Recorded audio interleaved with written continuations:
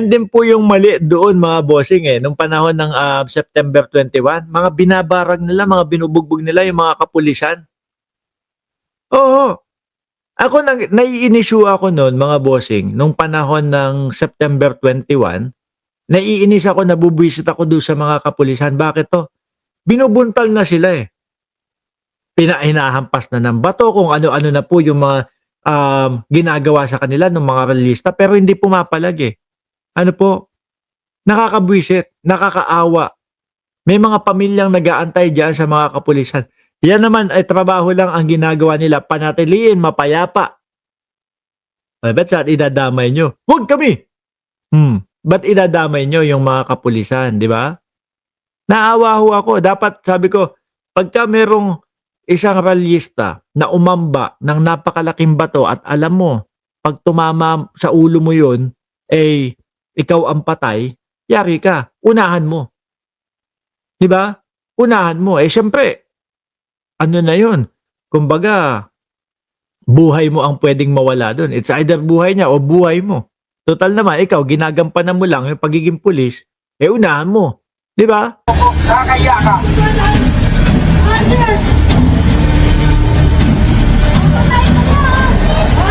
Bakit parang ang babantot din ho nitong mga ito, ano? Bakit parang hindi mga naliligo din?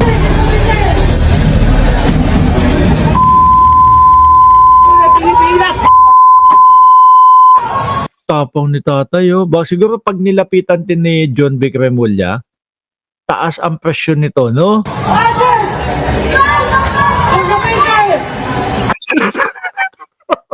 Ano daw yun? Putragin si tatay, bumabanat pa doon sa likod, Ulit nga, atras ko, hayop na yan,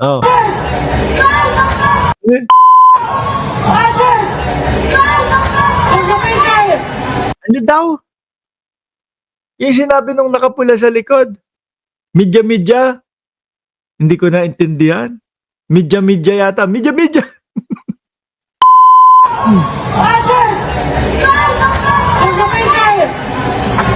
Hindi ko naintindihan. 120, medya-medya, o kung ano man. Tanggalin na natin yan, mga boss.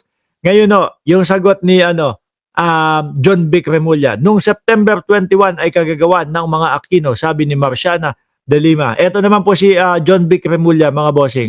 First sila papuntang FEU Ayan, di ba? Talagang tinutukan mga bossing, yung mga ralyista.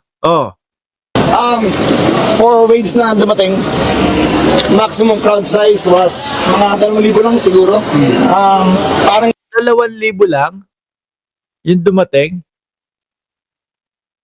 Konti lang pala. Hindi, konti lang. Ang dami pang nagsasabi, nako, yari, eto, bababa na si Bongbong Marcos ng November 31. Mga DDSO yun. Ano? hindi naman sila organized masyado, hindi ko tulad ng September 21. Nag-disperse na sila papuntang FEU So, hindi naman kami bababa ng guard, tuloy lang masid namin dito. Pero so far, under control naman lahat. Meron bang info?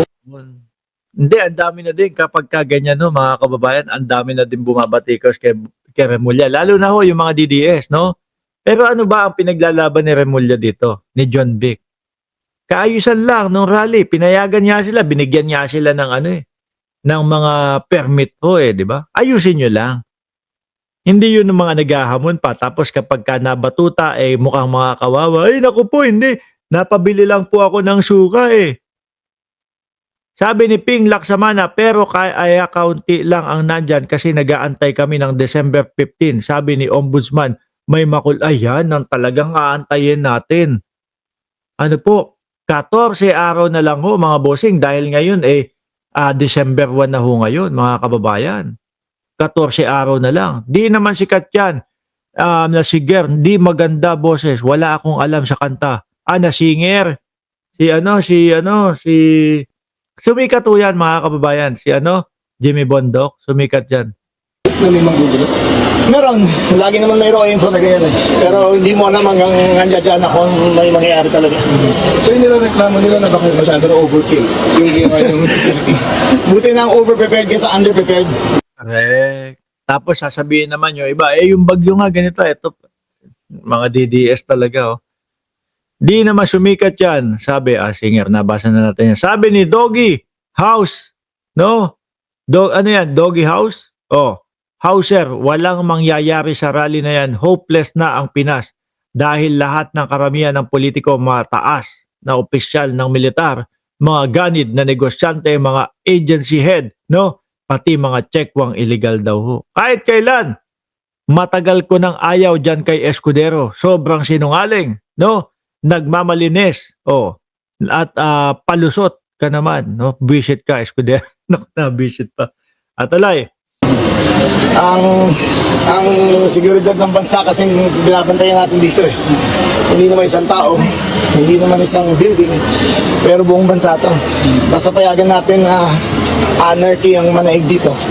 yes. Nakita mo yung mga pag-uudyok ko ng mga DDS, mga boss chief mo, sir? Inuudyo ka nila magalit ang taong bayan kay Pangulong Bongbong Marcos. Pero wala ho. Hindi nila maporsige, hindi nila mapilit-pilit na maniwala sa kanila yung taong bayan. Bakit to? Kasi malinaw na malinaw po na talagang gustong sugpuin ni Pangulong Bongbong Marcos ang corruption ho, mga bossing. At etong mga nasasabit dito sa mga flood control, sila yung ang gusto naman pabagsakin si Pangulo. Bakit? Yun na lang po yung way siguro nila para sila ay maligtas sa nanganganib na oblo sa December 15. At so far, wala naman po arrested. Ha? Wala naman po arrested. Wala naman.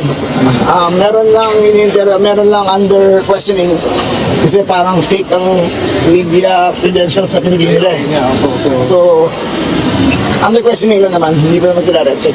Yung sinasabi kong bawal na may baklava at nagtakip pa ng mukha. Yun, yung iba, yung mga nagtatakip pa ng mga muka, bawal na pero pinagtatakip na muka. No, para daw hindi makilala yung identity nila. Pumunta kayo dyan, may pinaglalaban kayo, tapos takot na naman kayo makilala. Bawal yun kasi hindi sila ma-identify. Wala naman rason para magtago ko ng mukha eh. Kung may pinaglalaban ka talaga, laban mo ng kagaya natin mga bossing, di ba? Hindi tayo nagtatakip na muka. Kitang-kita nyo yung muka natin. Habang talagang hinahanap natin yung mga kasagutan dito sa mga politiko ng Pilipinas. Sabi ni Kim Barrera, one hit wonder lang yan si Palseto pa. Kaya nag-lawyer. Nako, kung si Jimmy Bondoc, tinuloy niya na nga lang yung tinuloy niya na lang ng tuloy-tuloy yung kanyang pagkanta, pag-awit malamang sikat na sikat pa din siya hanggang ngayon. Kung peaceful protest, pwede. Di ba? Pakita mo mukha mo, okay lang. Pero ang interpretation namin basta nakabaklava, may balak yun na masama. Ang message po so far? Everything's under control. We are protecting the safety and security of the country. Okay, maliwanag ho tayo dyan mga kababayan. Ito,